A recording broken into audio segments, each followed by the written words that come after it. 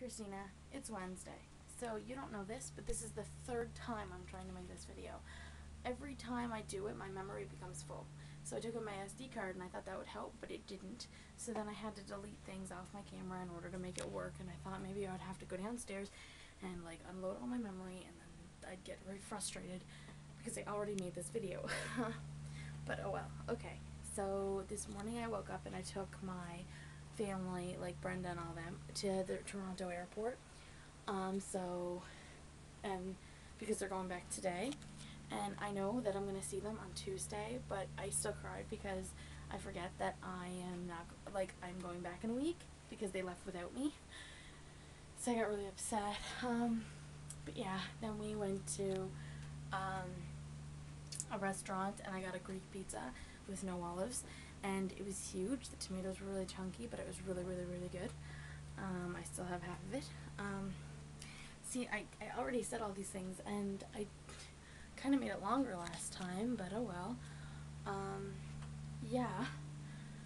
Canada's Wonderland. I just had a, oh my god, I had a train of thought, and then I forgot it, and I'm frustrated. So I'm starting to figure out Tumblr, like how things work and stuff, because I was realizing that in my posts I wasn't tagging things, so when people search things they would never find me. And so now that I've started tagging, people started following me and people are reblogging me, and that makes me really excited and happy because now, you know, I'm starting to like it a lot more. Like, I think Twitter is like Daily Booth to you. Like, you know how on Daily Booth you have like almost 60 followers and you do it every day and you love it? And then, like, I only have, you know, I think 20 followers or something, and on Daily Booth.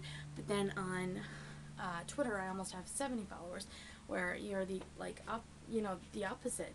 So I think, you know, that's pretty interesting. And a lot of my Tumblr and stuff and my Daily Booth goes into my Twitter, so that's where a lot of my tweets come from. But yeah. Oh, okay. The Rolling Stone magazine with the True Blood cover and the article inside, I can't find it anywhere. Everywhere has, like, there's a new issue with Katy Perry on it, and then there's a special edition with the Beatles, and so I guess it's gone. So I'm gonna have to get in touch with a vendor or get it online or something. Tracy said she's gonna check New Brunswick because she has one, so she's gonna check the same place that she got hers, see if she can buy it and then send it to me. That would be good because I'm freaking out because I don't have it and I wanted it so bad. Lately I've been freaking out about True Blood because it's kind of like Twilight in the way that Melissa Rosenberg, the girl who does the screenplay for Twilight, she's Team Jacob. So if you don't read the books and you only watch the movies, you kind of like Jacob because he doesn't show this, like, immaturity and this, you know, all the things that we don't like about Jacob.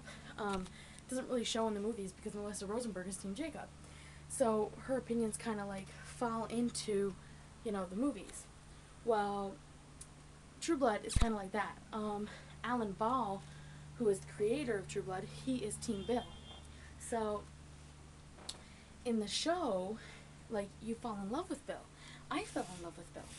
But as I'm learning more about the show and the books and stuff, I'm starting to see that a lot of people don't like Bill. A lot of people like Eric for reasons that go on in the book. So I think Alan Ball's, like, perception of True Blood kind of synced into the creation of the show. And so people who only watch the show are Team Bill, but people who read the books are, you know, Team Eric. So I started reading the books, like, I'm halfway through the first book, and I'm starting to see that, yeah, he's kind of an asshole, Bill. So I don't know where I stand with that, right? Like, it's so confusing because you get used to one thing, like, I was completely dedicated to Bill, and now I'm questioning. Yeah, that's what my little rant. Anyway, so I didn't forget, today is Question Wednesday. So, yeah, it's gonna be a thing. It's gonna be, like, my thing, Question Wednesday. So I did think of a question to ask you, and it is, if you could meet anyone in the world, who would it be and why?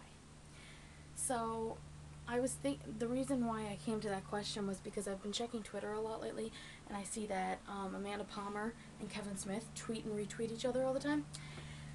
So that made me start to think about Kevin Smith, and that made me think of, asking you who you would want to meet if you could meet anybody. I have a toss-up between Kevin Smith and Michael J. Fox, because as you know, Michael J. Fox is my hero, but I do love Kevin Smith a lot. I think he's a genius, and I think me and Kevin Smith would get along, because our humor